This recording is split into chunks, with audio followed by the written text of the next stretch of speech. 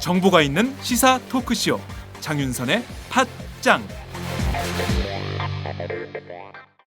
안녕하세요. 장윤선입니다. 오늘은 11월 11일 화요일입니다. 오늘 여러분께서는 어떤 뉴스에 주목을 하셨습니까? 저는 당연히 한중 FTA에 눈길이 멈췄습니다.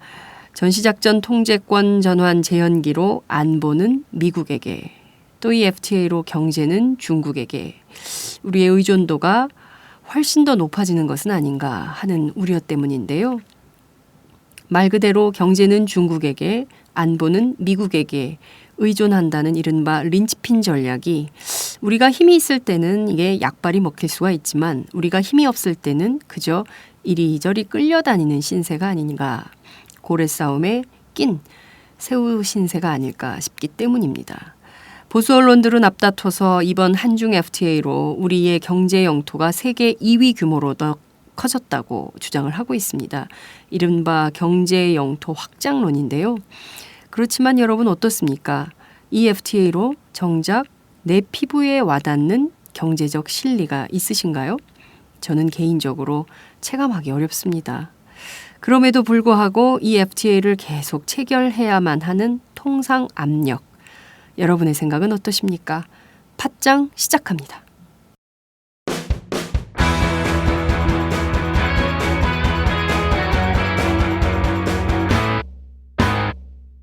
색깔 있는 인터뷰. 네, 색깔 있는 인터뷰 시작하겠습니다. 10일 급작스럽게 중국 베이징 현지에서 날아든 소식이 있습니다. 바로 한중 FTA 타결 소식인데요. 보수 언론들은 앞다퉈서 우리나라의 경제 영토가 세계 두 번째 규모로 커졌다라고 칭송을 하면서 미국, 중국, EU와 모두 FTA를 맺은 나라는 칠레에 이어서 우리나라가 세계 두 번째다라고 나서고 있습니다. 한중 FTA 체결, 우리에게 이익만 있는 협정일까요?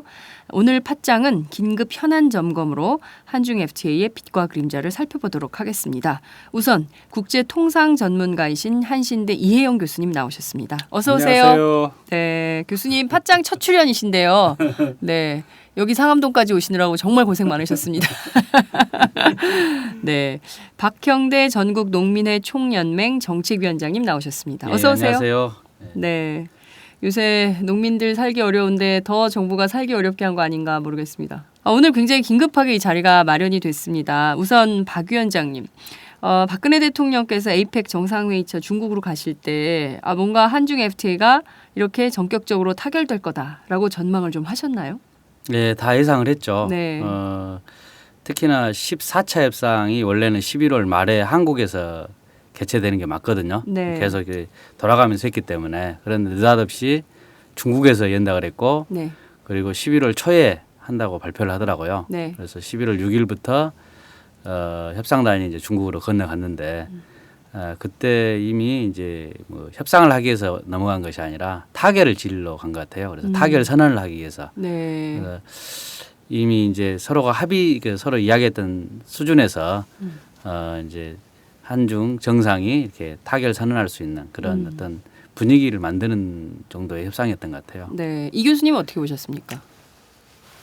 저는 이 다 던져주지 않는다면 타결이 오래 하는 힘들 거라고 본 쪽에 속해요. 그런데 네. 아무튼 오늘 그래서 유심히 보니까 아마 청취자분들도 뭐 이제는 다 이제 감지하셨을 거라 보는데 실질적 타결 이래 돼 있지 않습니까? 네. 실질적. 그러면 실질적 타결하고 또 다른 진짜 타결이 있다는 이야기인데 네. 그럼 실질적이지 않은 타결은 또 뭐냐? 그래서 이면 제가 보는 계약이 데는 뭐냐? 실질적 타결을 했으면 뭔가 타결되지 않은 게 있다는 이야기거든요. 네. 뭔가. 음. 그래서 일단 정부에서 발표한 그 보도자료 같은 걸 면밀히 보면은 네. 투자나 서비스 이쪽은 완성되지 않은 거죠. 그렇죠. 예, 빈 공간이 많은 거고. 그런데 이제 양국 정상이 일종의 뭐랄까 가오를 위해서 오늘 그렇게 네. 발표가 있었던 거 아니냐 이렇게 봅니다. 저는. 한중 정상의 체면 때문에 급하게 그렇죠. 예, 그러니까 이제 사실상은 좀 더 협상을 좀 더 해야죠. 그리고 양국 정상이 설사 선언, 정치적 선언이라고 네. 저는 해석을 하는데 네. 아무런 법적 효력은 없습니다. 현재. 네. 왜냐하니까 아직까지 가서명도 되지 않았거든요. 그렇죠. 그러니까 가서명되고 그다음에 본서명이 있고 그다음에 발효, 네. 비준, 네. 예, 그렇게 되는데 그렇게 보면 일단 양국 정상의 정치적 의지가 담긴 선언을 오늘 실질적 타결한 이름으로 네. 했다. 이렇게 이해하시면 될 것 같습니다. 네. 안종범 청와대 경제수석이요. 그 관련 브리핑을 하면서 남은 쟁점은 없다라고 얘기를 해서 사실상 서명한 합의 의사록에서 크게 변하는 거는 없는 게 아니냐 이런 언론의 분석도 나오고 있거든요. 교수님 어떻게 보십니까? 아니죠. 왜냐하니까 이건 정부 자료에도 나와 있는 이야기거든요. 예를 들어 네. 투자 챕터 같은 경우에는 네. 투자 보호에 네. 관련된 내용은 합의를 했지만은 네. 투자 자유화에 네. 관한 부분은 향후에 네. 이렇게 추후 협상을 통해서 하겠다 그렇게 네. 나와 있는 이야기예요. 그 다음에 정부 측에서는 뭐 네거티브 리스트를 중국이 최초로 받아서 이건 잘된 걸 이야기하지만은 네. 실제로 타결된 거는 포지티브만 타결하고 네. 나중에 네거티브 리스트 방식으로 음. 다시 협상해서 보완하겠다 이런 네. 이야기 다 들어 있는 이야기죠. 네. 그러다면 이거는 그 과정에서 무슨 쟁점이 나올지 아무도 알 수가 없는 거죠 지금으로서는. 이렇게 얘기한 것은 굉장히 섣부른 진단이다 이렇게 그렇죠. 볼 수 있는 예? 건가요? 그러니까 포지티브 리스트와 네거티브 리스트가 뭐냐면은 네. 포지티브 리스트 방식은 서비스 산업에서 개방할 분야를 적시를 합니다. 요런저런 예를 들어 이번에는 뭐 법률 시장이라든지 네. 그다음에 엔터테인먼트라든지 이런 네. 거를 우리가 개방하겠다 하는 게 포지티브 방식이죠. 네. 근데 이걸 나중에 네거티브 방식으로 바꾼다 하면 무슨 의미냐면은 네. 개방 안 할 분야만 예를 들어서 뭐 원자력이라든지 네. 방위산업 이런 분야는 우리가 개방 안 한다. 거기에 빠져 있는 모든 것을 다 개방하는 거죠. 그 굉장히 큰 차이가 있거든요. 네. 근데 이 과정에서 쟁점이 없을 거라고 보는 거는 네. 좀 지나친 낙관론이죠. 네. 교수님 말씀 듣다 보니까 우리 경제 전반이 지금 한국, 중국 간의 FTA 협상에 굉장히 많이 영향을 받겠다라는 생각이 좀 드는데요. 자, 우선 그런데 재계는 일제히 환영 입장을 밝혔습니다. 한덕수 무역협회 회장이 밝히기를 중국이 세계 경제 규모 2위, 앞으로 2025년 되면 세계 1위 될 텐데 이 중국의 넓은 시장에 남들보다 우리가 한 발 먼저 들어갈 수 있게 됐다. 이런 평가를 했습니다. 교수님 웃고 계십니다. 우선 위원장님께서는 어떻게 보십니까? 이현 교수님이 가능하면은 포괄적인 부분을 좀 이야기를 하시고 저는 네. 농업 분야에 맞춰서 아, 말씀을 좀 드릴게요. 네. 근데 농업 분야에서는 농업을 최대한 지켰다 이렇게 이야기를 하고 있어요. 평가를 하죠. 네, 평가를 예. 그렇게 하고 있는데 일단 이제 원래 이제 한중 FTA가 타결됐을 때 네. 한미 FTA보다도 막대한 피해가 예상을 했죠. 한미 FTA 수준으로 타결했을 때. 네. 그런데 지금 발표한 내용은 수입 품목수 기준으로 약 70% 그리고 수입액 대비로 한 40% 수준에서 네. 이제 개방을 한 것이거든요. 네. 그래서 그 정도면은 우리가 지킬 건 다 지켰다. 그리고 그 주요한 품목에 있어서도 우리 주요 농산물은 전부 양어 제외를 했다. 이렇게 그렇죠. 발표를. 고추, 마늘, 양파. 예. 그래서 그런 거 보면은 이렇게 또 특히나 또 쌀은 양어 제외했다. 그렇죠. 이렇게 이야기를 협상 대상에서 아예 빼버렸고. 뺐다 이런 예. 이야기 하는데 그것은 이제 상당히 이제 단편적으로 좀 바라보는 면이고요. 네. 좀 더 이것을 구체적으로 분석을 해보면은 네. 결코 뭐 농산물을 뭐 이렇게 지켜냈다 이렇게보다는 또다시 농업을 희생양으로 네. 그 한중 FTA가 체결됐다 이렇게 봐야 될 것 같아요. 네. 왜냐하면은 다른 FTA에 비해서 이렇게 개방 폭은 좀 낮은 건 사실이지만은 네. 한중 FTA 전체 이익 균형 면에 있어서는 농업의 피해는 네. 그대로 발생이 될 수밖에 없는 상황이기 때문에 다른 거에 비해서 농업 분야의 피해는 더 많은 것 같습니다. 네. 교수님 그 아까 웃으셨는데요. 청명해 주거나 한식해 주거나 뭐 그거 이치겠죠 뭐. 네. 농업 입장에서 보면. 네. 근데 그 이른바 시장을 선점했다. 혹은 우리가 한미 FTA 할 때도 정부에서 그렇게 이야기했죠. 빨리 가서 세계 최대의 시장을 우리가 빨리 선점해야 된다. 그렇죠. 고 이야기했고 한EU FTA 할 때도 우리가 빨리 가서 선점해야 된다. 그렇게 이야기했고 한중 FTA 갔을 때 우리가 이제 선점했다고 이야기하는데 아마 미국이나 유럽이나 중국을 가보신 모든 국민들은 알 겁니다. 그게 우리가 가서 우리 혼자 다 먹은 도대체 굉장히 참 야만적이고 네. 국민을 알로 보는 그런 이야기죠. 특히 경제 영토론이 그렇습니다. 네. 아니 우리가 예를 들어 EU하고 EU 시장을 선점했는데 왜 그럼 우리가 EU한테 몇 년 만에 네. FTA 한 지 몇 년 만에 흑자를 다 까먹었냐. 음. 선점했다며 네. 미국 시장 선점을 했는데 FTA 해가지고 왜 허구한 날 일본하고 우리 자동차가 경쟁에서 밀리냐 그러면은 이유가 설명이 안 되잖아요. 네. 경제 영토라고 하는 것도 이번에 또 뭐 경제 영토가 73%니 뭐 이런 이야기를 하는데 네. 전 세계에서 이런 무식한 통계를 가지고 국민을 우롱하는 정부가 있을지 모르겠습니다. 무슨 말이냐면은 FTA는 철저하게 상호적인 거죠. 네. 중국이 우리 경제 영토면 우리는 중국의 경제 영토죠. 네. 똑같은 이치입니다. 그게. 그러면은 전 세계 우리나라가 지금 50개 넘는 나라하고 FTA를 했기 때문에 우리는 이미 전 세계 50개 넘는 나라의 경제 영토죠. 어마무시하게 커진 나라네요. 그렇죠. 엄청나죠. 그 동시에 엄청나게 우리 영토는 이제 거의 예. 산산조각 갈기갈기 찢겨 있는 셈이죠. 작살이 난 거네요. 네. 그러니까 그런 좀 19세기에나 통할 법한 그런 무식한 이야기는 이제 좀 그 국민 홍보용으로 이용하지 않았으면 좋겠다 하는 그런 생각을 해요. 네. 그 실제로 언론의 역할도 큽니다. 소위 그 보수 언론들, 경제 신문들이 너나 할 것 없이 앞다퉈서 이 경제 영토론을 또 선점론. 그렇죠. 예, 이거를 이제 주창하고 있기 때문에 국민들은 FTA 하면 뭔가 경제 효과가 큰 거 아니야? 그래도 뭐 중국하고 했으니까 다른 분야에서 농업이야 뭐 좀 피해를 본다 하더라도 다른 분야에서 조금 뭐 이익이 있으면 그걸로 된 거 아니야?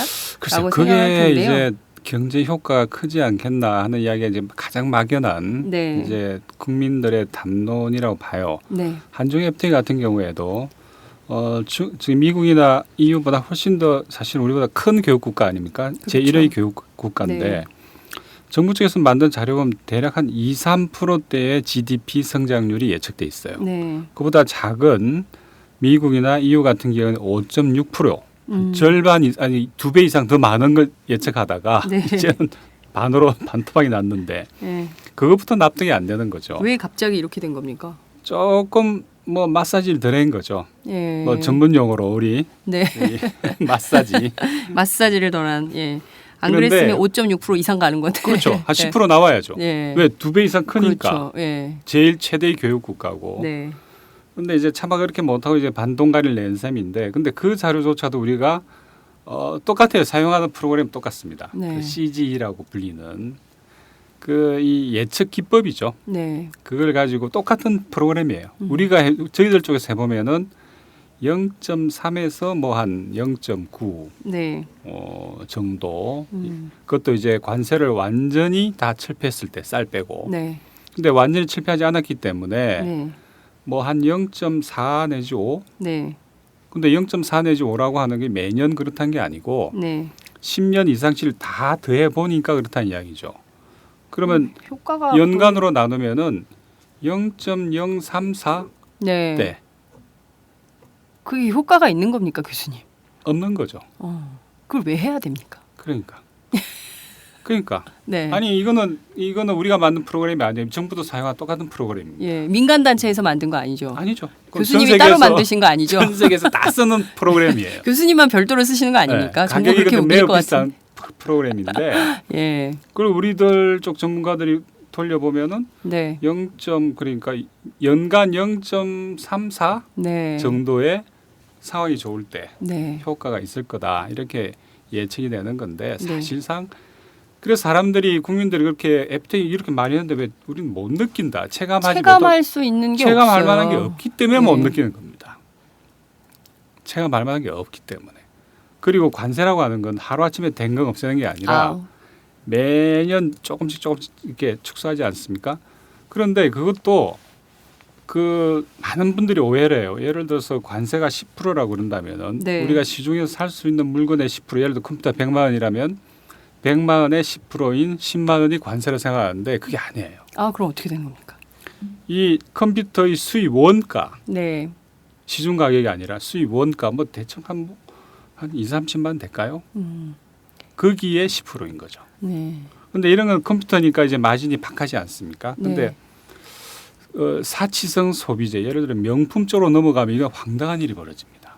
왜냐하니까 가방 이런 거요. 네, 피혁 제품, 네. 예를 들어 피혁 제품이 8%인데 네. 샤넬백이 6, 700만 원 하지 않습니까? 예. 거기에 8%면은 한 50만 원 돼요. 근데 50만 원 안 내려갑니다.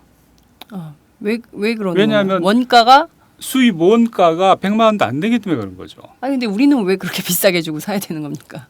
그러니까 그뭐 핸드폰만 호갱인 줄 알았더니 사방팔방 호갱 깔려. 모든 수입품은 구조적으로 그렇습니다. 예. 지금까지 폭리 구조를 취해온 거죠. 자동차는 돼요. 그러니까 그러니까 어찌됐든 딜러 마진이라고 30%가 기본으로 붙어 있어요.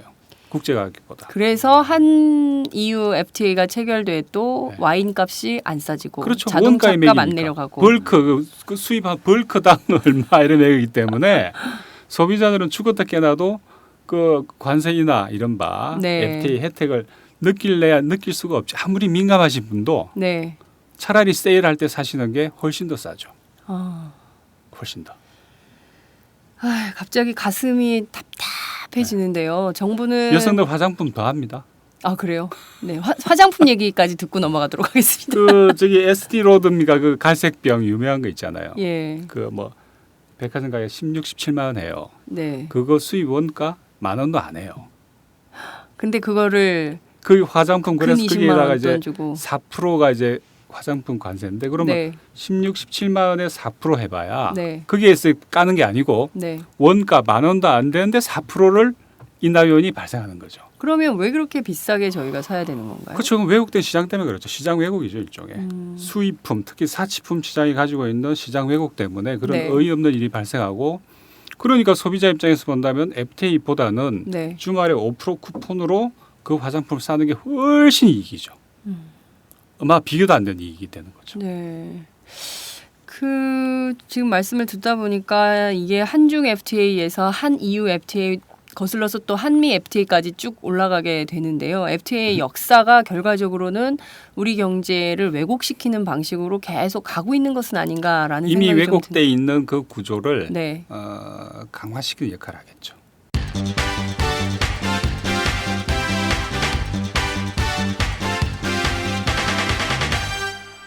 장윤선의 팟짱. 지금 초반부터 굉장히 가슴이 답답합니다.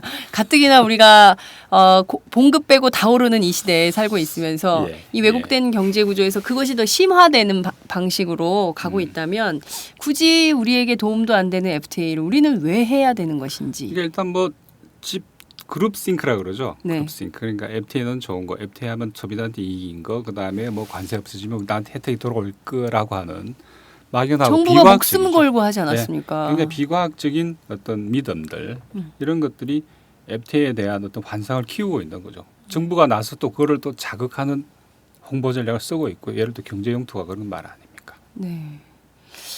그 경제 영토론의 허구성에 대해서 교수님께서 짚어주셨는데요. 일단 좀 농업 얘기를 일단 우리가 화장품과 뭐 자동차 이렇게 현란한 세계로 갔다가 다시 한번 또 농업 문제로 한번 들어가 보도록 하죠.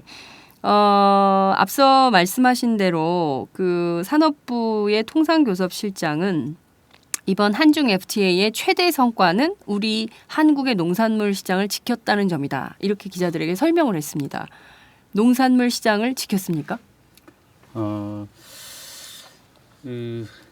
일반적으로 FTA 반대 세력 하면 농민으로만 이야기를 하는데 좀 억울하죠. 사실 억울하시겠어요. 않아요. 근데 네. 아니 벌써 그 기사에 농민들 반발 시위 막 이런 게 나오고 네. 있어요. 오히려 사실 FTA에 대한 피해는 농민도 뭐 많지만은 이런 서민들 또 비정규직 노동자들 이런 분들의 피해가 많은데 그것이 이제 감추어져 있고 네. 또 이슈 안 되다 보니까 그런 것 같은데 특히나 한중 FTA도 저희가 이렇게 검토를 해보면은 제조업 분야라든가 중소기업 이런 부분은 더 많은 피해가 오히려 예상이 되는 게 있더라고요. 그래서 네. 근데 이제 농민들이 워낙 이제 FTA 관련해서는 오랫동안 싸웠기 때문에 네. FTA의 반대의 대명사가 농민 이렇게 된 것 같아요. 예. 근데 이제 한중 FTA는 원래 계획대로 했다면 상당히 어떤 핵폭탄급이죠, 사실은. 그런데 이 부분에 있어서는 약간 좀 채소나 과일 이런 부분은 좀 상당 부분 제의가 된 것은 사실이에요. 네. 그런데 쭉 검토를 해보니까 그럼 중국은 이번 한중 FTA에서 무엇을 얻었을까 농업 분야에서 보니까 집중 공략을 곡물 분야에 맞췄던 것 같아요. 곡물 분야. 예, 그래서 보통 곡물, 채소, 과일, 축산 이렇게 네 가지로 나누는데 네. 1순위를 곡물로 맞췄고 2순위를 축산으로 맞춘 것 같아요. 네. 곡물은 이제 쌀을 제외한 나머지 곡물을 공략을 했는데 네. 중국이 그런 점에 있어서는 상당히 고단수를 썼지 않냐 생각하는 건데 예를 들어서 밀의 경우는 우리나라 제2의 주식이거든요. 그렇죠. 그러니까 쌀을 1년에 한 67kg 정도 먹는다면 밀은 한 22kg 정도 먹습니다. 네. 그러니까 1인당? 쌀에 1인당 이렇게 예. 먹어요. 그러니까 적지 않은 양이죠. 네. 그런데 우리나라 밀의 경우는 거의 외국에 수입을 하고 있어요. 그렇죠. 그런데 이게 국산밀이 문제가 거의 돼서 없어요. 예. 우리 밀 살리기를 계속 하고 있고 정부에서도 이것을 우리 밀을 10%까지 올리려고 노력을 하고 있거든요. 네. 그런데 이런 상황에서 밀에 관련해서는 관세 5%, 5년 내에 철폐하는 걸로 네. 5%가 아니라 관세 철폐를 5년 안에 하는 걸로 결정이 돼 있어요. 그리고 밀 과자, 밀빵 이런 것들도 전부 대상 관세 철폐 대상으로 들어가 있는 상황이에요. 네. 그리고 이제 양곡에서 중요한 부분이 콩입니다. 네. 콩에 관련해서도 양어 포함이 됐고요. 네. 그리고 TRQ라 해가지고 일종의 이중관세 제도인데 네. 이렇게 아주 낮은 관세로 일정량을 거의 의무적으로 수입해야 할 이런 의무 수입 분량. 그런 네. 부분이죠. 그래서 그런 양을 참깨 같은 경우는 약 10배 정도를 증액을 시켜줬더라고요. 이번에. 그래서 중국은 우리나라가 곡물 자급률이 굉장히 낮습니다. 22%밖에 안 돼요. 그렇죠. 그래서 이 시장을 점하기 위해서 곡물 분야에 집중을 한 것 같고요. 그래서 여기에 이런 걸 보면 우리나라가 앞으로 곡물 분야에 대한 자급률을 유지하기 위한 네. 그런 기회마저 우리 스스로 포기해버렸다. 이렇게 평가를 할 수가 있고요. 그 사실상 우리가 그러면 밀의 경우에는 그동안 미국산이나 호주산이 굉장히 많았는데 이게 네. 중국산으로 대체될 가능성도 굉장히 높아지고 있는 거네요. 그렇습니다. 그 농협에서 그 이제 발표한 자료를 보니까 네. 중국산 밀이 철폐가 되면은 네. 그 미국 시장이 중국 시장으로 옮겨지고 네. 그리고 한국 농업의 밀 시장이 완전 붕괴될 걸로 예상을 하더라고요. 어. 왜냐하면은 가까운 거리에서 그렇죠. 더 싸게 이제 들어와 버리면은 이제 그러면은 미국 밀이 중국 밀로 대체된다 이런 차원보다는 우리 네. 밀이 살아날 수 있는 기회를 우리 스스로 이제 버려버린 꼴이 되는 것입니다. 네. 그게 제일 우려되는 정부 겁니다. 오늘 발표 자료에 보니까 그 TRQ 저율 할당 관세라 그러죠. 네. 예를 들어 콩이 원래 관세는 487%입니다. 그런데 만 톤에 한해서는 아주 낮은 관세를 매기는 거죠. 사실상 의무 수입을 해란 이야기죠. 네. 콩을 매년 만 톤. 어. 그다음에 보리는 매년 5천 톤. 네. 그다음에 고구마 전분은 네. 현행 관세를 유지하되 TRQ 물량을 5천 톤. 네. 팥을 현행 관세 유지하되 3천 톤. 이런 식으로. 네. 무조건 사야 되는 거예요. 그렇죠. 네. 이건 무조건 가지고 와야 돼요. 가지고 오되 저율로 관세를 네. 아주 낮게. 그러면 콩, 보리, 고구마 전분, 팥은 어찌됐든 중국산이 지금도 많은데 앞으로 더 많아지게 되는 상황인 그런 거네요. 셈이에요. 그러니까 국민들이 사실 이런 고민은 좀 하고 있어요. 중국산 기존에도 너무 많은데 굳이 FTA까지 해서 더 들여와야 되는 거냐. 농산물의 경우에요. 네. 농산물 시장이 거의 중국산에 지배되어 있는 상황인데 그렇게까지 해야 되냐. 교수님 어떻게 보십니까? 말하자면 그거는 자유무역이 아니죠. 네. 왜냐하니까 자유무역은 각국이 없는 걸 비교위에 네. 따라서 없는 걸 저쪽에 사옴으로써 자기 영토에서 이게 재배하는 것보다 혹은 만드는 것보다 더 많은 이익을 얻을 수 있다. 이런 가정하에서 일어나는 어떤 경제 행위가 자유무역인데 네. 이 지금 농축수산품 같은 경우에는 그게 아니고 특히 쌀이 쌀이 그렇죠. 네. 무조건 사야 되는 이거는 말하자면은 자유무역을 한다면 사실상은 강요된 강제무역을 하는 거. 관리무역을 하라는 이야기거든요. 이런 쌀이 우리가 남아 돌 때도 무조건 몇십만 톤씩 사라. 그거는 자유무역이 아니죠. 그러니까 지금 아까 말씀드린 그 TRQ 네. 물량도 저율 할당 관세인 물량도 아니 우리가 예를 들어서 뭐 콩이 남아도는데 무조건 저율 관세로 사야 되는 네. 이런 어이없는 비자유무역이 발생하는 거죠. 국내산도 다소비를 못해서 난리인데 중국산까지 떠안게 되는 그렇죠. 이런 상황이 되는 거네요. 네. 근데 특히 중국의 경우에는 우리하고 뭐 거리도 멀지 않고 또 식자재도 거의 비슷하고 또 기호 그 사람들의 음식 기호도 거의 좀 많이 닮아 있고 작물도 비슷해서 우리 시장이 사실상 완전히 중국 시장에 편입되거나 장악될 가능성도 높다. 이런 분석도 나오던데요. 위원장님 어떻게 보십니까? 네, 이미 그렇게 되고 있죠. 예를 들어서 고추나 마늘 같은 경우는 관세가 200%, 300% 이러거든요. 네. 상당히 고율 관세죠. 고율 관세도 불구하고 마늘이나 고추 이런 게 계속 들어오고 있어요. 그런데 이제 아까 말씀드린 대로 뭐 곡물 분야 이런 부분도 이제 이렇게 열어져 버리면은 네. 더 많은 것들이 들어오게 되는 거고 그리고 그 이제 농업은 이제 연쇄적인 반응을 계속 일으키지 않습니까? 예를 들어서 네네.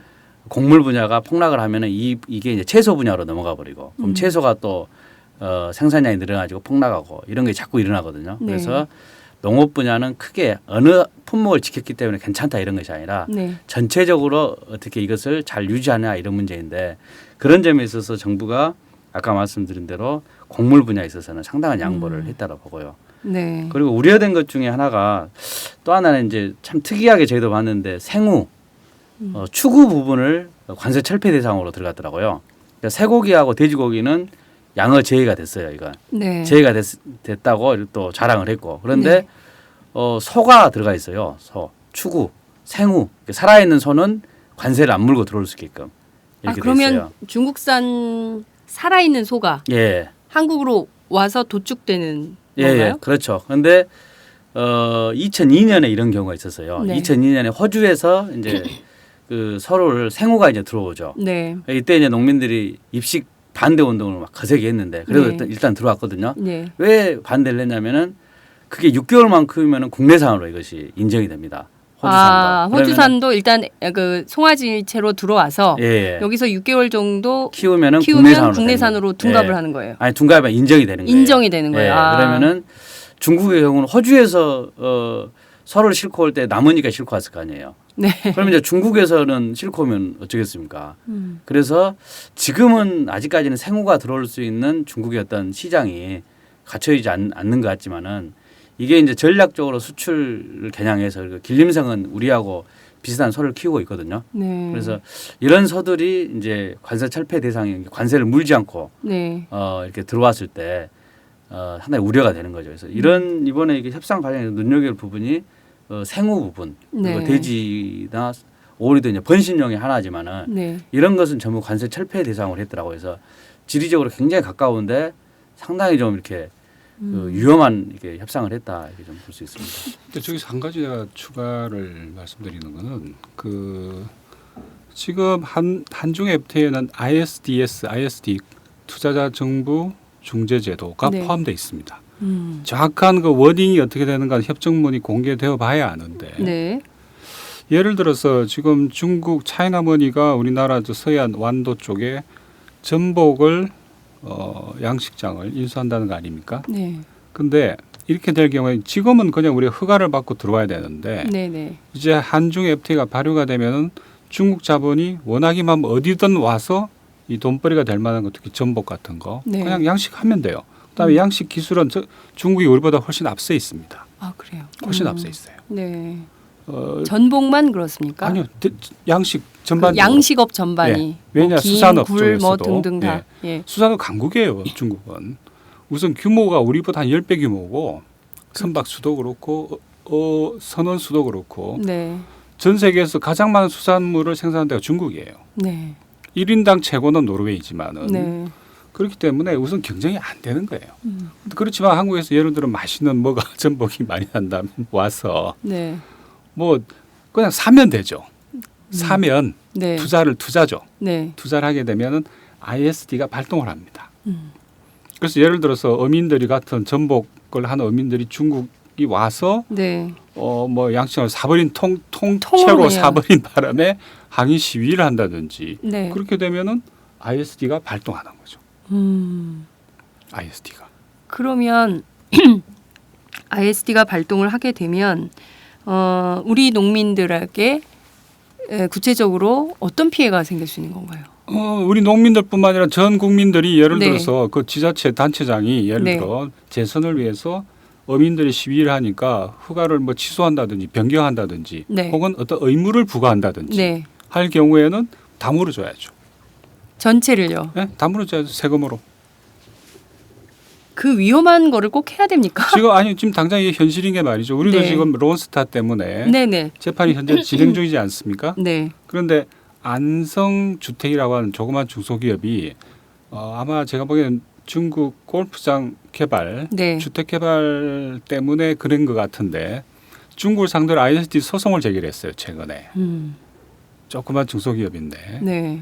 그런데 이 일이 이제 비일비재하게 일어날 수가 있는 거죠.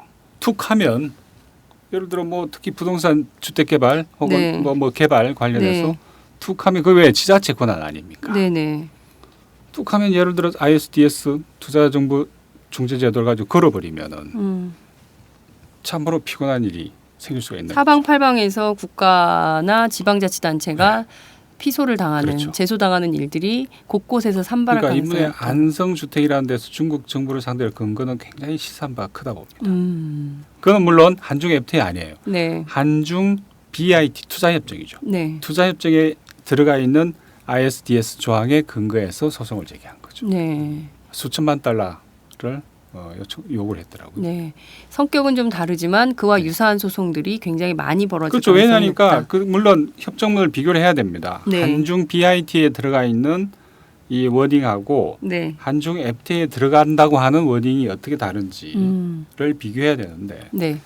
지금 아직 협정문이 공개 안 됐기 때문에 모르죠. 그러나 어쨌든 들어가 있는 건 100% 확실하고 네. 그게 더 강한 형태로 한중 BIT보다 더 세고 높은 형태로 들어갔을지 아닐지 현재로서는 판단하기 어렵습니다. 알겠습니다. 곳곳에 정말 암초 덩어리들이 곳곳에 이렇게 막 화장품, 명품 가방부터 시작해서 농업, 콩팥에 이르기까지 굉장히 많은 문제들이 산계에 있는 것이 바로 FTA인데 이를테면 미국 시장 개방으로 우리가 굉장히 큰 이익을 볼 것처럼 알려졌지만 실제로 미국은 이익을 보는데 우리는 별로 이익을 얻는 게 없는 것 같고 그러니까 한중 FTA도 비슷한 결과를 초래할 텐데 결국에는 미국산 먹던 걸 중국산으로 먹게 되거나 뭐 중국산 먹던 걸 미국산을 먹게 되거나 결국에 우리 시장은 보호받지 못하고 전부 개방되는 그렇죠. 이런 상황이 네. 놓이는 거 아닙니까 교수님? 그런데 이걸 보더라도 네. 아까 말씀드린 것처럼 예상된 이익이 뭐 매년 0.03% GDP에 그러니까 거의 없는 거죠. 근데 있다 하더라도 대기업 재벌들이 예를 들어 간단히 말씀드리면은 현대 차이나 네. 북경에 있는 현대 차이나가 그 현대 모비스의 네네. 부품을 수입을 하는 거예요. 그러다 보면 지금은 관세를 물어야 되잖아요. 네. 근데 예를 들어 관세를 안 물고 수입하면 분명히 이익을 보는 거죠. 근데 그나마 자동차 뺐다 그러니까 이번에 네. 그것도 구체적으로 세목을 봐야 되는데 그걸 공개를 안 하고 있어요. 아직 정부가 아직 공개를 안 네. 하고 있죠. 예. 자동차에 어떤 건 예를 들어 부품 중에 어떤 게 들어가 있는지도 확인해야 됩니다. 네. 이게 현재로서는 확인이 안 되지만 어쨌든 네. 그걸 소위 말하면은 이제 기업 내 무역이에요. 네. 사실 FTA를 통해서 이걸 주로 그 물량의 절반 이상은 기업 내 무역입니다. 왜 글로벌라이즈 돼 있기 때문에 네. 예를 들어 현대 USA가 한국에 있는 현대 거를 갖고 오는 거죠. 네. 그래가지고 그 자동차를 조립한다든지 이런 형태. 네. 근데 이런 형태에서 관세가 없어지면은 대기업은 나쁘지 않아요. 당장 자동차가 빠졌다 하더라도. 그러면 그 기업 안에 있는 하청업체들만 손해를 더 크게 보게 되는 상황이 가능한가요? 혹은 예. 자동차 부품 중에 그 범용 중저가 싼 부품들 있잖아요. 네. 그건 다 메이드 인 차이나예요. 어차피. 근데 그게 관세 없이 우리 시장에 들어온다 생각해 보세요. 대부분의 중소기업 제조업 쪽에도 네. 이거 상당한 타격이죠. 상당한 타격입니다. 농업 못지않은 타격이에요. 그런데 자꾸 농축수산업만 문제를 삼는데 그게 네. 아니에요. 네. 제조업 중에서도 경쟁력이 없는 특히 내수 기반의 중소기업들 네. 특히 중저가를 생산하는 그런 제조업 기업들은 예. 이거 좀 대책을 세워야 됩니다. 정부가 이 부분에 대해서 아무런 보호 장치 없이 왜 그냥 아무 말도 안 하니까 가만히 있는 거죠. 아무 말도 안 하는데 왜 정부가 대책을 세워줍니까? 그러니까 중소기업들 혹은 하청업체들이 나서서 문제 제기를 할 네. 때 네. 정부가 나서서 그래 중기층이라도 이야기를 듣고 그다음에 뭘 이야기라도 하지. 근데 가만히 있잖아요. 그러니까. 네. 근데 그걸 문제를 갖다 예를 들어 뭐 노조에서 나서서 대책 세우자고 할 수도 없는 문제고 하다못해 수산업만 하더라도 네. 이게 이런 특히 한중 FTA는 거의 최초로 수산업에 직격탄이 날아갈 뻔한 네. 그런 FTA거든요. 그리고 어차피 간접적으로 돌아올 거예요, 어차피. 네. 그런데 뭉쳐서 문제제기를 하잖아요. 네. 그래서 경우에 따라서는 예를 들어 수산업과 농업이 네. 예를 들어 연대하기도 하고 사실 지금 매우 드문 사례지만은 네. 이런 것들이 공동 대응이 가능한데 지금 중소 제조업 업체들 중저가를 생산하는 내수 네. 업체들은 상당히 긴장해야 됩니다.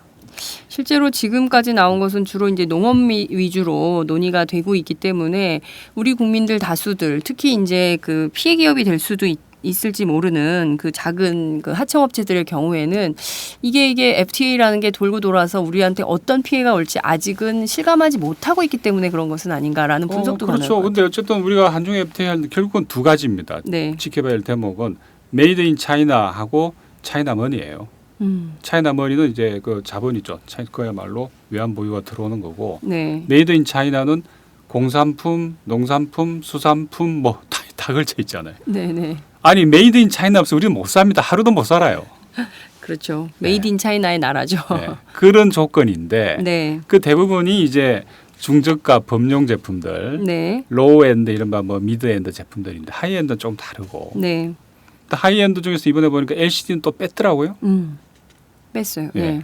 그러니까 전반적으로 그렇다면 한중 FTA로 우리가 경제 영토는 넓어졌다고 주장을 하지만 실제로 넓어졌다고 주장하는 경제 영토를 통해서 우리가 얻을 국민적 이익, 뭐 국가적 이익은 얘기하지 않겠습니다. 국민적 이익은 뭐냐 도대체. 그러니까 속빈 강정에다가 그나마 있는 이익조차도 그거는 수출 대기업을 위한 거지 네. 일반 서민이나 중소기업, 농민, 노동자들 위한 건 아니에요.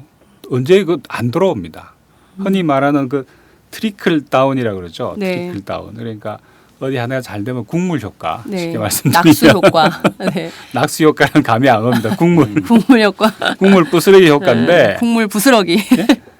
그거라도 오기 위해서는 지금 같은 이 글로벌 경제 하에서는 특히 네. 수출과 내수, 수출 기업 중에서 수출 대기업 재벌이죠. 네. 하고 수출 중소기업하고의 양극화가 지금처럼 심화되고 앞으로 더 심화될 조건에서는 그 가능성 매우 낮습니다. 네. 소위 국물이라도 얻어마실 네. 가능성은 매우 낮아지죠. 네. 예를 들어 수출 대기업이 성장을 하고 수출이 늘어나면은 고용이 당연히 늘어나야 그렇죠. 되는 거 아닙니까? 고용이 늘어나야 소득도 늘어나고 소득이 늘어나면 저축이 늘어나고 네. 그럼 이게 이른바 경제의 순환 선순환이 구조가. 만들어지는 거죠. 네. 근데 지금은 다 분절화돼 버렸잖아요. 그래서 먹는 놈은 언제나 먹고 네. 못 먹는 놈은 언제나 못 먹는 네. 이런 사회가 만들어진 거죠. 약육강식의 네. 그야말로 신자유주의 양극화가 그러니까 이제 점점 FTA가 더 문제는 심각해요. 그런 경향을 더 가속화 강화시킨다는 겁니다. 네. 그나저나 정부가 이렇게 덜컥 그 협상을 타결짓고 왔으니 사실상 타결. 네, 사실상 타결짓고 왔으니 아직 가소명도 안 한 단계니까 사실상 타결을 하고 왔으니 사실상 미타결이죠. 사실상 미타결. 여하튼 이런 상황에서 우리 국민들이 저항을 한들 이게 변화가 될 가능성은 없는 거 아닙니까? 글쎄요. 일단은 뭐 여러 가지 경로를 놓고 네. 판단을 해야 될 겁니다. 특히 통상절차법이라고 하는 게 현재 아직은 있고 물론 숭숭 구멍이 다 뚫려 있지만은 그 상에 여러 가지 또 뭐 정부가 이제 뭐 의무도 있고 대책을 또 세워야죠. 네. 분명히 피해 산업이 존재하니까 대책을 세우는데 이건 허구한 날 똑같은 패턴으로 10수년간 해왔던 거 일단 정부는 질러요. 네. 질러야지 일단 통상 관료들 승진도 하고 할 거 아닙니까? 그다음에 또 대기업도 조금이라도 뭘 몰아줘야지 나중에 어떻게 해보죠. 퇴직하고 나서. 네. 그런 조건에서 끊임없이 농축수산업은 울고 네. 제조업 웃고 이런 식의 이 잘못된 도식 음. 이게 십수년간 전혀 교정되지 않은 채 지금 또 되풀이되고 있는 거죠. 네.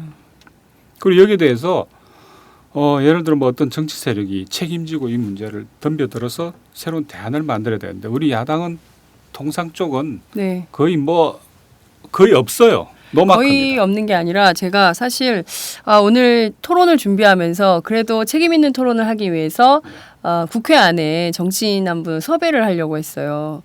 뭐 새누리당이야 어차피 좀 뭐 불가능하다는 입장이기 때문에 그 새정치민주연합 쪽에 좀 통상 전문가분을 모시려고 했는데 아무리 찾아도 없더라고요. 그래서 제가 아까 위원장님께 여쭸어요. 새정치연합은 어떤가 했더니 아까 말씀해 주신 걸 다시 한번 해주시죠. 올해 사실은 이제 뭐 한중 FTA 문제도 컸지만은 또 그전에 호주, 캐나다 FTA 뭐 네. 온갖 FTA가 농민들 정신없게 많이 하고 있어요. 네. 그러다가 이제 쌀 전면 개방 문제가 상당히 큰 문제였죠. 그렇죠. 이거에 대해서 이제 국회의원분들하고 어떻든 간에 이걸 좀 같이 협력 체계를 구축을 해야 되니까 몇 군데를 이제 섭외를 했어요. 그런데 국회의원 중에서 이것을 특히나 새정치민주연합에서 이걸 이렇게 지켜들고 나갈 수 있는 전문가는 전혀 없더라고요. 네. 특히나 이제 저희는 농해수위, 농림해양수산이 거기 소관이기 때문에 농림해양수산위의 그 국회의원들하고 이야기를 좀 나누고 이랬는데 정말로 통상 분야에 있어서는 그 전에 전문가도 없었고 네. 그리고 현 상황에 대해서도 연구하고 자기 나름대로 어떤 방향을 설정해서 추진하고 있고 그런 것은 못 봤어요. 그나마 겨우 이혜영 교수님 계셔서 다행이에요. 이혜영 교수님 만약에 저 새누리당 편이었으면 어떻게 하실 뻔했어요. 그렇죠. 그래도 예. 이분이 여기서 통상 전문가로 역할을 해주시니까 네. 저희 같은 기자들은 정말 감사할 따름이에요. 네. 근데 이게 지금 그 야당 입장에서 보면 통상은 말해봐야 남는 거 없는 그리고 이걸 뭐 전문적으로 다뤄봐야 지역구에 갖다 줄 것도 없는 네. 그냥 대세에 따라가고 농민들이 국회에 몰려오면 옆에 좀 서서 사진 찍고 네. 같이 걱정하는 이 덕담 네. 좀 해주고 네. 그다음에 뭐 이거 꼭 법안 처리해달라면 안 될 거 뻔히 알면서 이렇게 네. 그 한 표 던지고 막 그런 거죠 지금까지는. 정말 씁쓸한 자화상이 아닌가 한국 정치의 자화상을 저희가 보고 있는 건데요. 자, 그런데 그 야당이 무기력한 거는 뭐 어제 오늘 일은 아니기 때문에 또 FTA 문제만 그런 것은 아니기 때문에 그렇죠. 네. 정말 그 국민적 답답증을 가지고 있어서 더 얘기한들 못하리 거의 이 지경에 온 것 같아요. 야당 문제는. 그렇죠. 그러니까 이제 통상 관료들의 그야말로 독판이 돼버리는 거죠. 이제 장 섰잖아 이제. 네. 장이 섰으니까 이제 또 네. 그런데 이 버스 다 지나고 난 다음에 국회에서 다뤄요. 네. 그래서 가끔 불러서 뭐 토론회하고 무슨 말인지 못 알아듣잖아요. 너무 어려워서. 네. 전문 용어를 막 관료들 구사하면은 못 알아들어요. 보좌관들도 준비를 제대로 안 하면은 저게 어디서 거짓말하고 있는지 네. 알 수가 없는 구조입니다. 근데 반면 미국하고 비교해 보면 물론 뭐 좀 그렇긴 하지만 그래도 네. 미국 쪽은 장난 아니더라고요. 저도 네. 직접 가봤지 않아요. 한미 네네. FTA 때. 그쵸. 그 다 로비하러 쭉 공익 의원실도 로비하러. 돌아보고 네. 달라요. 네. 우선 그 하원에 그 담당 소위원회에서 네. 그 청문회 하는 걸 제가 그 자리에 있어봤는데 네. 피 튀기게 싸우고 그리고 요 10원 한 푼이라도 자기 지역구에 네. 뭔가 데미지가 가는 거 이거 철저하게 차단합니다. 자기 지역구에 예를 들어 섬유 의료 업체가 하나 있는데 네. 중국산 음료, 한국산 옷이 들어온다 죽으라고 막아요. 그럼 우리는 그런 게 없는 거죠. 답답한 거죠, 진짜. 정말.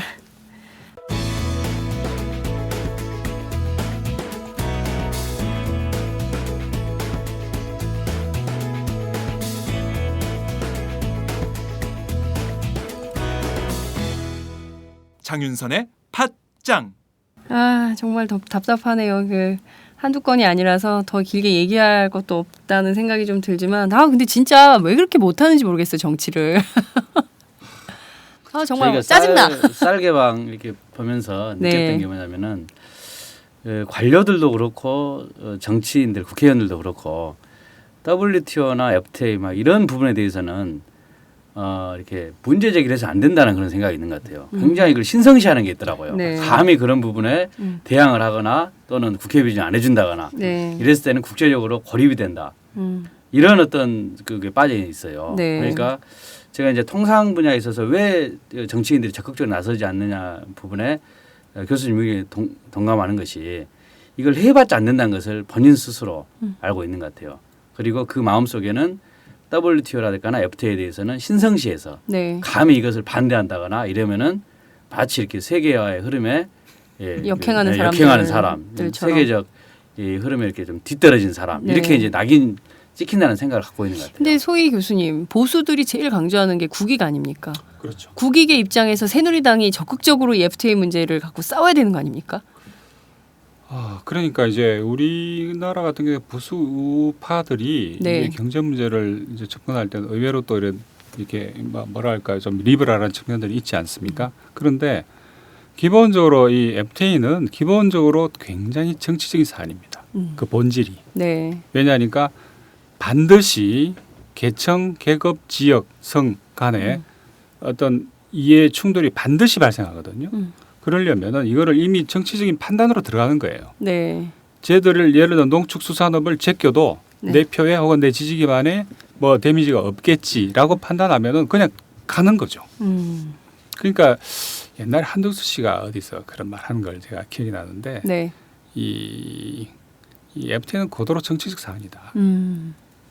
굉장히 정치적 사안입니다. 실제로 이번 한중 FTA에 대한 평가에서도 중국 정부에게는 그 한중 FTA가 경제적 이익보다는 정치적 이익이 우선하는 협상이었다. 이런 평가가 나오고 있습니다. 이를테면 그게 정치적으로 틀리지 않죠. 네, 정치적으로 어떤 이익, 그러니까 이를테면은 한국과 관계를 돈독히 하면서 미국이나 일본을 견제한다라는 중국의 입장이 반영된 결과다. 이렇게도 볼 수가 있나요?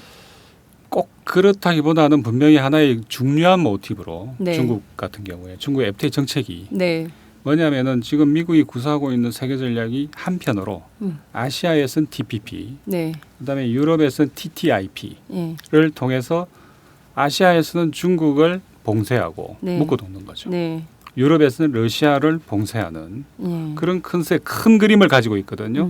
근데 지금 중국 입장에서 본다면 그러면 이걸 어떻게 돌파할 거냐. 네, 지금 RCEP이라고 하고 있지 않습니까? 중국이 주도하는 네, 아세안 플러스 6 FTA. 네, 네, 근데 이거를 중국가 더 확장시켜 가지고 FTP 퍼시픽 그러니까 자기들 나름대로 퍼시픽 그러니까 그렇죠. 태평양 지역 전부를 포괄하는 FTA 망을 구상하고 있거든요. 그렇죠. 아시아 태평양 그렇죠. 경제 통합. 예. 그런데 네. 이건 TPP에 대한 어떤 대응수죠. 네, 요 과정에서 요 TPP를 가지고 이렇게 컨테인 봉쇄 전략을 구사하는 미국을 견제함에 있어 가지고 예. 코리아와의 FTA는 꽤 의미 있는 그 파열구 틈새죠. TPP 틈새 네, 이게 지나갈 수 있는 네. 비록 현재는 좁지만 네, 그런 정치적인 계산, 전략적 혹은 지정학적인 네, 혹은 지경학적인 네, 그런 계산들이 분명히 작용을 했다고 봅니다. 네. 그러나 그렇다 해가지고 그렇다면 중국이 뭐 다 내줬냐? 그건 없어요. 실제로 그런데 고래 싸움에 새우등 터지게 된 이런 상황인 건가요? 그렇죠. 미국과 중국 사이에서 특히 그것이 하필이면 동아시아 공간에서 지금 그 각축전이 벌어지고 있는 거 아닙니까? 네. 유럽은 판이 좀 군사 다르죠. 외교적으로도 그렇고요. 판이 다르고. 네. 근데 하필이면 그걸 이제 이 박근혜 정부의 통상 전략을 맨 처음 뭐라 불렸냐면 린치핀 전략이라고 불렀어요. 린치핀 전략이요. 예. 한 축은 중국, 한 축은 미국. 미국. 그 사이 두 개의 바퀴를 연결하는 핵심 부품으로서의 린치핀, 연결고리죠. 네네. 연결핀. 핀. 그게 우리다. 라고 주장을 이제 했는데 네. 이번에 또 린치핀 이야기 나오잖아요. 네. 그런데 그거는 우리가 G2를 쥐고 흔들 때 구사해야 될 전략이죠. 네. 양쪽을 다. 네. 그러다 보니까 네. 지금 거의 가랑이가 찢어지기 직전에 와 있는 거죠. 근데 예를 들어 한중 FTA 타결되는데 미국이 가만히 보고만 있겠어요? 그렇겠죠. 분명히 무슨 계산을 할 겁니다. 이미 계산을 하고 있겠죠. MD 뭐 그러니까 네, 여러 가지로 너 이거 한중 FTA 무기 대출 대신에 사드 받아라. 그렇겠죠. 네. 혹은 아니면 비행기 좀 더 갖고 가라. 고장은- 외상은 안 된다 대신. 외상은 안 된다. 또 비싸게 하는 거 아닙니까? 덤을 얹어서 네. 한중 FTA 코스트 우리 봐주는 대신에 너도 이거 이익이라며 네. 그럼 뭔가 좀 세금을 내야지. 통행세라 그럴까? 결과적으로 그 한중 강대국 사이에서 우리 국민들 세금만 더 축내야 되는 이런 상황이 돌아간 거 아닌가라는 생각이 좀 들기도 하는데요. 물론 이익은 있습니다. 그런데 그 이익이 일부가 네. 독점하는 게 문제죠. 이익을 일부가 독점하고 실제 이익이라고 하는 것도 0.345% 내외라는 미미한. 거, 미미한 수준이라는 것. 그럼에도 불구하고 강대국 사이에서 우리 국가가 이런 선택을 할 수밖에 없고 이걸 좀 막을 수는 없을까요? FTA를 좀 국제 통상에서 좀 어렵긴 하지만 국익을 우선으로 한다면 이걸 좀 최대한 버티다가 뭐 좀 할 수도 있는 거 아닌가요? 그러니까 이렇게 쉽게 근데 그냥 후루룩 현재 현 국회에는 네. 그럴 만한 동력이 없다는 게 그렇기 때문에 장기적으로 볼 때는 우리가 어떤 전략을 구사할 건지 네. 예를 들어서 뭐 반대 네, 해서 못하게 하는 거 네, 딱 못하게 하는 거. 그다음에는 현재 하고 있는 거 방향을 트는 것도 하나의 방법일 수 있는 거고 그다음에 남아 있는 방법 무조건 따라하는 거죠. 뭐. 그렇기 때문에 지금 중간 단계 정도로 우리가 전략적으로 한번 고민할 지점이 네, 다른 형태의 FTA 네, 좀 더 정의로운 네, 그리고 공정한 그 FTA 컨셉을 한번 구사해 보는 것도 저는 뭐 한번 가능한 대안 중에 당장 예를 들어 못 막는다면은 네. 그 방향을 트는 거죠. 네. 이를테면 이렇게 거대한 중국의 전략, 미국의 전략 네. 이 안에서 우리는 아무런 전략도 없이 중국이 부르면 중국에, 미국이 부르면 미국에 이렇게 끌려다니면서 통상외교를 할 것이 아니라 실질적으로 우리에게 이익이 되는 방식으로 좀 더 공정하고 정의로운 방법의 그렇죠. FTA를 새롭게 제안하는 것도 필요하다. 새로운 형태의 FTA, 뭐 새로운 디자인 네. 이름을 다르게 불러도 관계 없어요. 뭐 실제로 FTA라는 이름으로 안 되는 FTA 많으니까. 네, 네. 그런데 실제로 이것을 하려면 이것도 정치 세력이 해야 되는 거 아닙니까? 그럼요. 동력이 있어야죠. 네. 근데 정치권 안에는 이런 동력이 현재는 없다고 봅니다. 예를 들어서 지난 제가 통상절차법 이야기를 맨 처음 꺼낸 게 2006년인가 그래요. 네. 한미 FTA 하기 전에. 전에 근데 저도 그게- 기억납니다, 예, 교수님. 그게 통상절차법이 통과된 게 2012년 6년 걸렸거든요. 네. 6년. 그것도 한미 FTA 통과시켜주는 조건으로 통상절차법을 받겠다 네. 해서 누더기 법안을 법안을 그래서 어쨌든 지금 발효 중이에요. 네. 근데 이게 법률이 있기 때문에 과거에는 공청회 같은 거를 뭐 해도 그만 안 해도 그만이에요. 근데 이제는 안 하면 위법이 돼버렸어요. 위법이 되죠. 예. 그런 식으로 저는 시간이 많이 걸리겠지만은 네. 지금 어쨌든 한 가지는 분명한 것 같습니다. 현재 이렇게 FTA를 벌려놓은 이상 그 말은 FTA 리스크는 계속 누적됩니다. 네. 계속 누적될 거예요. 그다음에 이게 이 복잡한 망을 한 명의 굉장히 매우 위대하고 탁월한 누군가 이걸 다 조율을 할 수 있어야 되는데 네. 그런 컨트롤 센터가 없거든요. 컨트롤 타워가. 그러면 서로 빡킹 나고 언젠가는 네. 분명히 그날 올 이익이 거예요. 충돌하고 이해관계가 그러니까 예를 들어 한유 FTA 한지 3년 만에 흑자 다 까먹었는데 네. 한 수십억 달러 까먹었잖아요. 네. 어마어마하게 까먹었는데 조중동이 가만히 있으니까 다 가만히 있잖아요. 예를 들어 이게 참여정부 때 그런 일이 있었다. 난리 하면은 났겠죠. 진보 예, 뭐 이 무능한 자들이 FTA를 한답시고 뭐 그래 되겠죠. 그러니까 언론도 이 잠재우는데 큰 역할을 하고 있는 거예요. 그렇죠. 예를 들어 아까 우리 우리 위원장님 국민들 눈 말씀하신 가리기 대로 하는데. 예.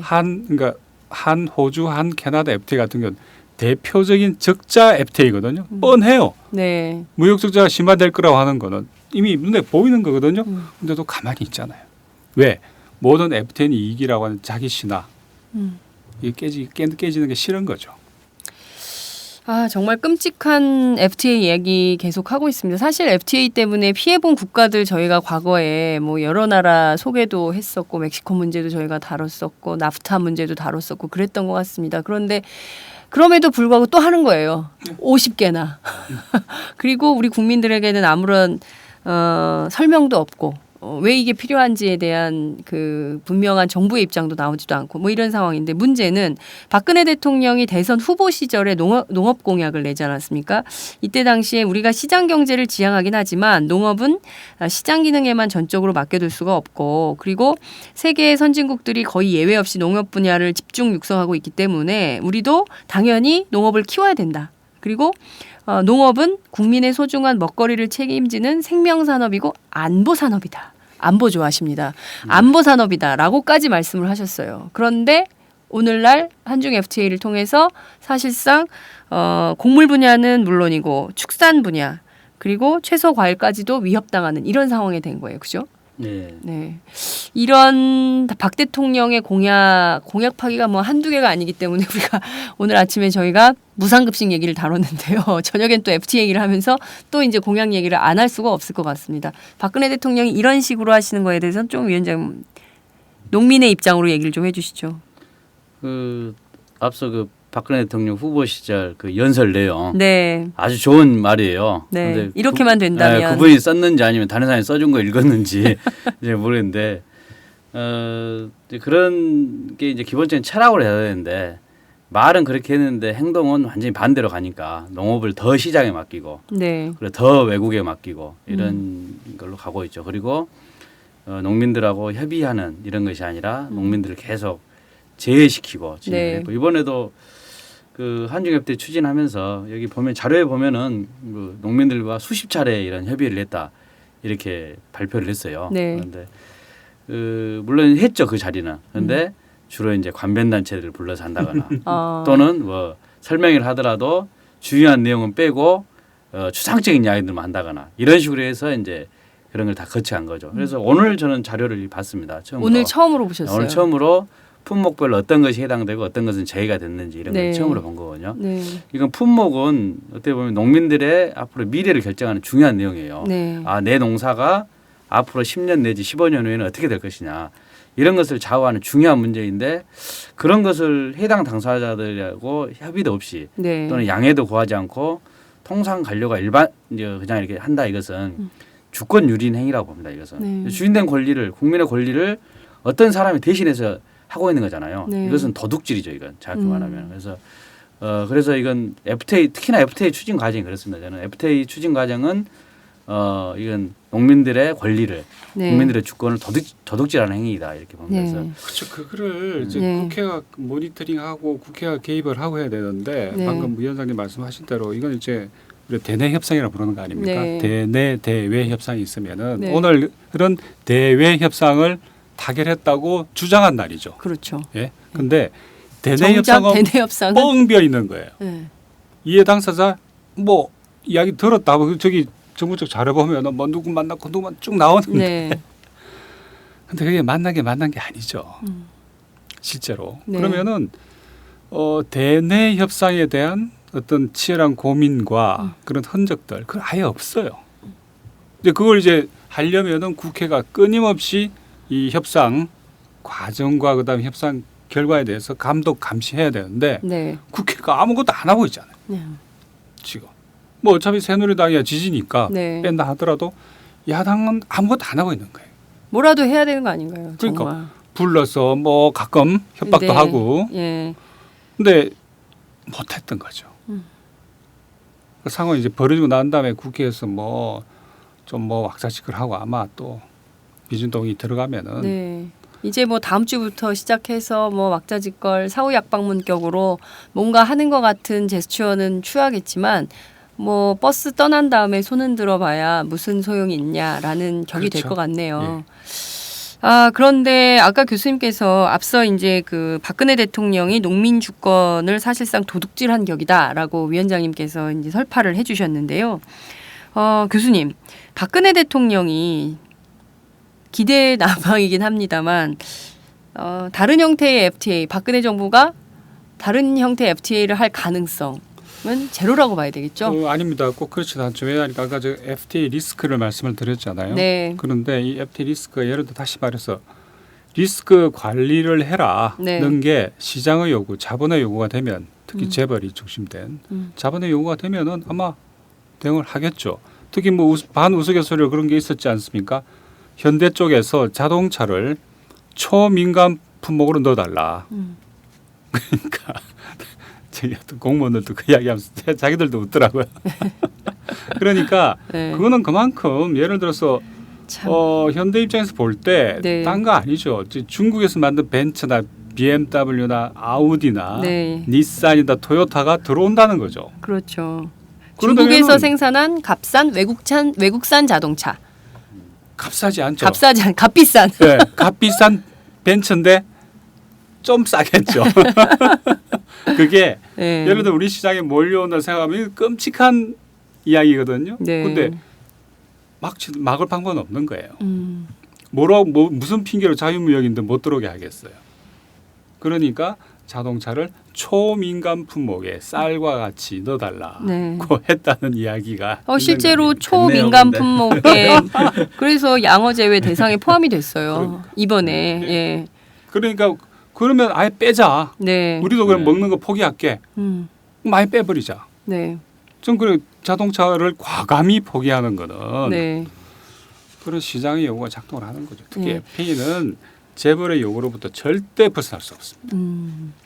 중요한 건 지금 당장 손해를 볼 수 있는 하청업체들, 예. 중소기업들, 농민들은 지금 세게 주장을 하고 계시니까 좀 이게 대상에서 제외되는 측면이 없지 않으나 그래도 여전히 국민들의 먹거리와 관련된 부분에서 상당히 양보를 한 격이기 때문에 싸울 수밖에 없는 거고, 근데 나머지는 말이 없어요. 중소기업들 또 하청업체들.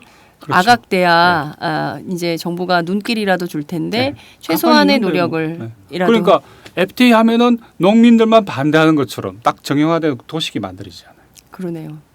근데 실은 특히 한중 FTA 같은 경우에는 중소 제조업 이건 눈에 보이는 거죠. 네. 메이드 인 차이나가 어떻게 될지. 그러니까 공식처럼 그렇게 돼 있어요. FTA 하면 농민은 손해 보지만 네. 다른 분야는 우리가 뭔가 이득을 보는 것처럼 그래서 그거를 그런 트리클 다운 네. 국물을 나눠주면 될 거 아니냐. 국물 네. 낙수 효과 아니고 국물 네. 나눠주면 되는 거 아니냐. 그러면 국물 줄 텐데 가만히 있으라는 이야기죠. 그렇죠. 그런데 실제로 국물도 없는 거 아닙니까?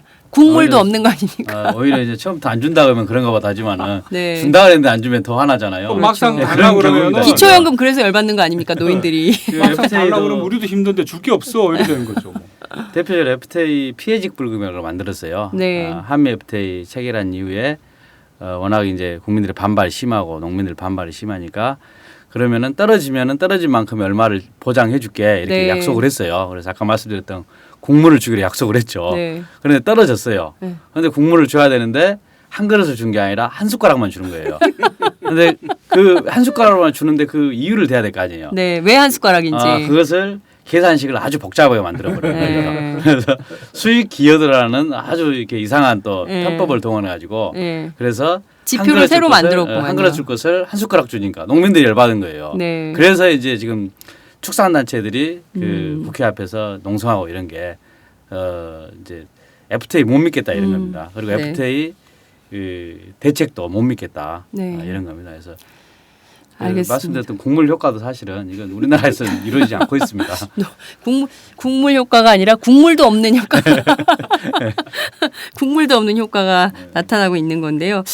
그나저나 정말 큰일입니다. 전반적으로 그 FTA는 점차 확대하는 추세인데 우리 국민들 또 국가 국익은 물론이고 국민 개개인에게 돌아가는 경제 효과가 전혀 제로섬이라면 과연 이걸 우리가 왜 해야 되는가에 대한 원초적인 그 근본적인 질문을 하지 않을 수가 없는 상황이 됐다라는 생각이 좀 들고요. 어느덧 저희가 그 토론을 하는 가운데 1시간이 넘었습니다. 그래서 원래 40분 정도를 해야 되는데 얘기가 뜨거워서 1시간이 넘었습니다. 끝으로 두 분 그 FTA 한중 FTA 여기까지 왔는데 앞으로 더 많은 FTA를 또 하겠죠. 그리고 소위 얘기하는 영토 확장론을 들면서 우리 경제가 뭔가 장밋빛 미래가 있는 것처럼 그 포장을 할 텐데 실제로 우리가 직면한 경제 현실은 어떤 것이고 농업적 상황은 어떤 방식으로 갈지 예측을 좀 해주시면서 마무리를 하는 것으로 하겠습니다. 우선 위원장님부터 하시겠습니다. 그 이제 FTA로 인한 그 피해는 갈수록 이제 커지고 있거든요. 그리고 농민들도 그 피해를 체감하고 있는 게 굉장히 많아요. 과일이라든가 채소, 뭐 축산 이런 부분에 있어서 FTA라는 피해가 이제 계속 되고 있는데 정부는 FTA 뭐 이렇게 한칠레 FTA 이후에 평가도 제대로 안 하는 것 같아요. 그러니까 제대로 안 할 뿐만 아니라 왜곡을 시키더라고요. 대표적으로 한미 FTA 체결 2주년이었습니까? 2주년 평가를 하면서 또 한칠레 FTA 10년 평가를 하고 이러면서 일부 지역의 농민들하고 이렇게 인터뷰한 내용도 어느 신문사에 나오고 그러더라고요. 네. 그래서 너무 알통알통해서 그 지역을 우리도 직접 물어봤어요. 그런데 인터뷰한 사람이 그렇게 대답 안 했대요. 근데 아무런 피해가 없다는 식으로 이렇게 이제 인터뷰한 걸로 나오는 거예요. 그래서 우리나라 정부가 수많은 FTA를 체결하면서 FTA에 대한 기대 효과를 계속 과장하고 있고 또 그 추진했던 FTA마저 속이고 있다는 것을 우리가 좀 확인을 할 수 있었어요. 그래서 지금 뭐 50여 개 47개국까지 FTA를 맺은 상태인데 한중 FTA가 앞두고 좀 그런 것부터 했으면 좋겠더라고요. 그동안 체결한 FTA가 농민들과 또는 서민들에게 어떤 영향을 끼쳤는지 이건 정당하게 평가를 하고 가야 했나 봐요. 네. 그렇지 않으면 지금 줄 서 있는 FTA, 한중 FTA, 계속 호주, 할 건지 캐나다, 말 건지. 뉴질랜드 뭐 이런 것들에 대해서 평가를 제대로 할 수 있는 거죠. 알겠습니다. 판단할 수 있는 겁니다. 네. 저는 이 강론과 정론 각각에서 좀 이제 대안이 있어야 된다. 그런 생각인데요. 강론적 대안이라면 뭐 예를 들어 어떤 FTA를 할 건지 말 건지 어떤 특정 국가와의. 근데 그거를 선택하는 건 완전히 그 정부 일장수 마음대로예요. 이런 어떤 절차상의 문제. 여기에 대해서 이제 좀 대책을 세워야 되고 그 대안 중에 하나로 통상 절차법을 좀 더 새롭게 강화하는 개정이 필요하지 않나 이렇게 보고요. 그다음에 총론에서 결국 이게 문제인데 FTA를 비롯한 우리 통상 정책을 전면적으로 좀 리뷰 재검토해봐야 되지 않나. 그래서 새로운 통상 정책을 사회적 합의를 통해서 도출을 해야 된다. 그런 관점에서 말씀을 드리고 싶습니다. 그게 뭐냐면 내용적으로는 예를 들어서 가장 중요한 핵심이 그거죠. 왜 특정 계층은 맨날 피해만 봐야 되냐? 피해 전담이냐? 또 왜 특정 기업 항상 이익 전담이냐? 이거 자체가 저는 우리 사회의 가장 중요한 가치를 정면으로 위배하고 있다 보거든요. 또 헌법적 가치이기도 하죠. 이거 공화국 아닙니까? 그렇죠. 예? 그런데 왜 농민들한테 맨날 손해보라고 이야기를 하냐? 그리고 나중에 국물도 안 주냐 그러면 또. 그러니까 여기서부터 출발하자면은 새로운 통상 정책이라고 하는 게 지금 제가 얼마 전에 이태리에서 아셈 회의의 그 주변 회의 중에 하나로 이제 그 시민사회 포럼들이 있었어요. 가보니까 상당한 그 유럽이나 우리 빼고 아시아 사이에는 상당한 시민사회 내 공감대가 만들어진 게 정의로운 무역, 저스트 트레이드라고 하는 페어 트레이드는 굉장히 사실은 지금 좀 어떤 부분 상당히 체제 수능적으로 변해버렸잖아요. 공정무역이라는 게 그거로는 안 된다. 그렇기 때문에 이 정의로운 무역, 저스트 트레이드라고 하는데 상당히 공감대. 이미 대회 이름이 저스트 트레이드예요. 제목 그 자체가 NGO 회의의 NGO 회의가 제목이 그만큼 이제 이 통상 무역 문제에 있어가지고 이 정의의 문제라고 하는 것이 상당 수준의 합의 내지 공감대를 이루고 있는데 우리 같은 경우 여전히 아직 페어 트레이드 그거 가지고 어떻게 하면 뭐 커피하고 옷까지 하고 축구공을 어떻게 하면 좀 이런 이야기를 하고 대안 차원에서 하고 있는 거거든요. 그거 말고 틀거리 자체를 프레임 자체를 바꿔야 된다는 거죠.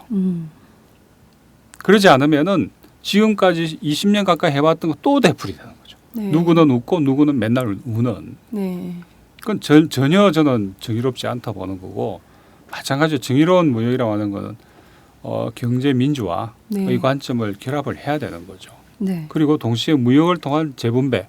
여러분들 일각에서 이야기하는 아니 통상을 해서 이익이 있으면 너만 먹냐. 그러니까 무역이익 공유제 같은 걸 좀 더 구체적으로 어떻게 할 건지 특히 조세 정책하고 결합시켜가지고 좀 이런 고민들 이런 새로운 어떤 제도와 입법들이 저는 있어야 된다. 이혜영 교수님을 국회로 보내야겠어요. 이 교수님께서 정치를 하시면 한 지금 있는 사람 한 100명 몫은 하실 것 같아. 일당백은 하실 것 같다는 생각이 좀 듭니다.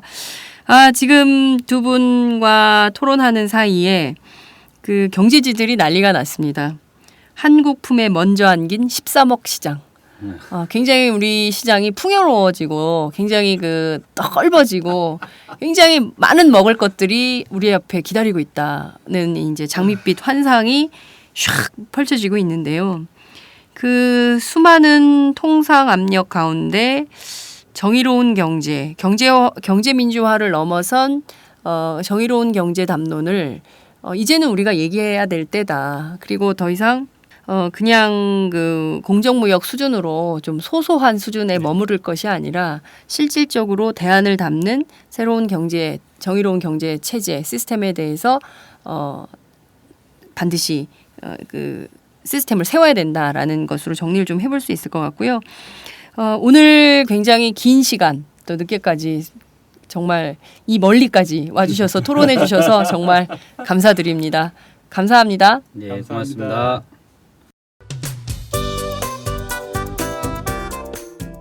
안녕하세요. 장윤선의 팟짱 애청자 여러분. 저는 김병기입니다. 전에는 편집국장이었는데요. 지금은 10만인 클럽 회원이자 본부장 맡고 있습니다. 그런데 10만인 클럽이 뭐지? 이렇게 궁금해하시는 분들 많으실 겁니다. 오마이뉴스에 자발적으로 구독료를 내는 시민들의 모임입니다. 지금 매월 후원해주시는 분이 몇 명이죠? 8,000명이요. 그럼 앞으로 몇 명을 모아야 합니까? 10만 명이요. 참, 갈 길이 멉니다. 그런데 조중동 구독자는 많게는 100만. 이래서 진보 언론 살아남을 수 있을까요? 10만인 클럽 후원으로 만들어지는 팟짱 응원하고 싶으시다고요? 지금 전화 주세요. 02-733-5505로 전화하셔서 내 손번호 274를 꾹 누르세요. 오마이뉴스 기사의 모든 기사 하단에 동그란 주황색 배너를 누르셔도 됩니다. 여러분들의 참여로 팟짱이 웃음소리 더 커질 수 있습니다. 감사합니다.